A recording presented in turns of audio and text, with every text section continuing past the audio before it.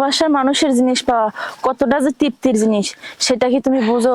এখন বুঝতেছো না যে কতটা শান্তি আর কতটা তৃপ্তি?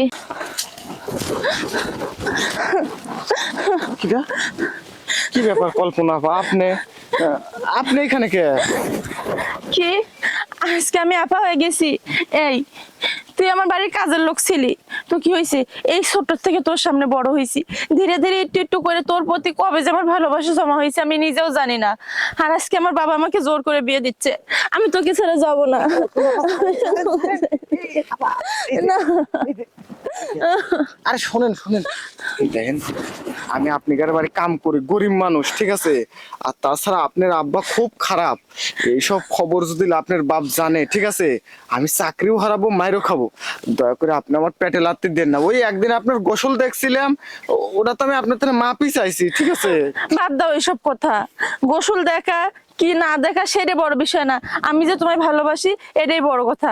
আর আমি তোমার সঙ্গে এখন ঘর সংসার করতে চাই। শোনো, ভালোবাসলেই যে সবসময় পাইতে হয় আবার না পাইলে পরেও যে তা না, আমার কোনো আফসোস নেই, ঠিক আছে? কিন্তু আমাকে যেখানে বিয়ে দিচ্ছে আমি সেইখানে যাব না। আর আমি যাইতে পারি একটাই শর্ত, তুমি শুধু একটাবার আমার সাথে বাসর করো, একটাবার বাসর করো, তারপর আমি চলে যাব হাসি মুখে। হায় হায়, এখন আমি কি করি? এখন কি তোমার মনের ইচ্ছেটা পূরণই করা লাগবে?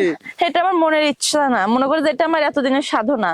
আর আমি এতদিন ধরে এটার অপেক্ষায় ছিলাম যে আমি তোমাকে বিয়ে করব, তোমার সঙ্গে ঘর সংসার হবে, তোমার সঙ্গে বাসর আরে চুপ হবে। করো, ওসবের দরকার নেই। কে তুমি যেহেতু আমার থেকে একবার চাইছো, আমি তোমাকে একবার আদর করে দিচ্ছি, এটাই কিন্তু শেষ, ঠিক আছে? আচ্ছা তুমি এখানে বসো।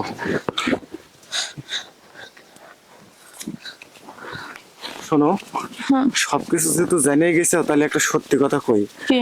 তোমার এগুলো আগে অনেক ছোট ছোট ছিল, তুমি যখন ঘুমায় থাকতে না, আমি চুপি চুপি তোমার রুমে যাইয়া এগুলো চাপে চাপে এত বড় বানাচ্ছি। আজকে কিন্তু এই সত্যি কথাটা বললাম। আর সেই বড় কাপড়টা তুলো দেখি।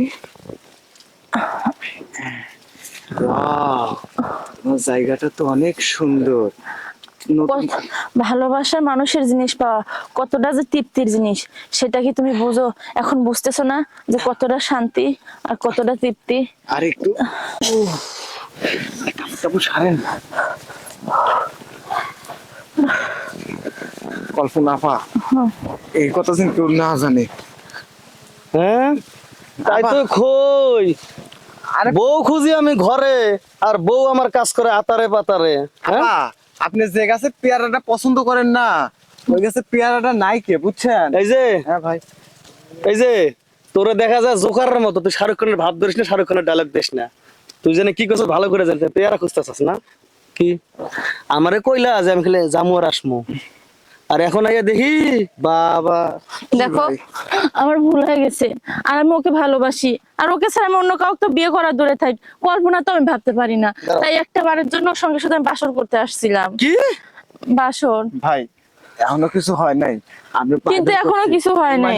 মানিলেন গা। হ্যাঁ মানে ওই যে কয় না যে এরম এরম করে হাসে আর ডিম খায় গাড়িতে, মানে আমি বিয়ে করবো আর এই কামলার বাচ্চা বাসর করবে না। আরে ভাই কিছুই তো হ্যাঁ? কিছু হয় নাই, ম্যাডাম এসে আমাকে কইছে, কিন্তু হয় নাই। কে? জুতোটা নে, আমার কপালে 3টে বাড়ি মার, 3টে বাড়ি মার।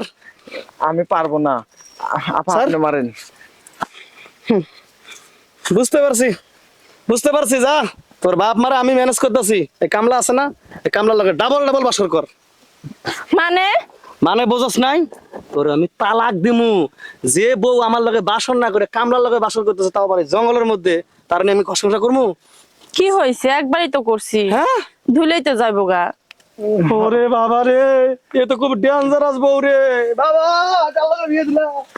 আমি যাই। হ্যাঁ কই যাইতেছো? বাসর তো হয় নাই এখন। না, আমি একবার বাড়ি চলে যাবো, দেশে চলে যাবো। মানে তাহলে আমার কি হবে? তোমার কি হবে সেটা কি আমি জানি? আমি আমিও যাবো তোমার সাথে। দাঁড়াও দাঁড়াও।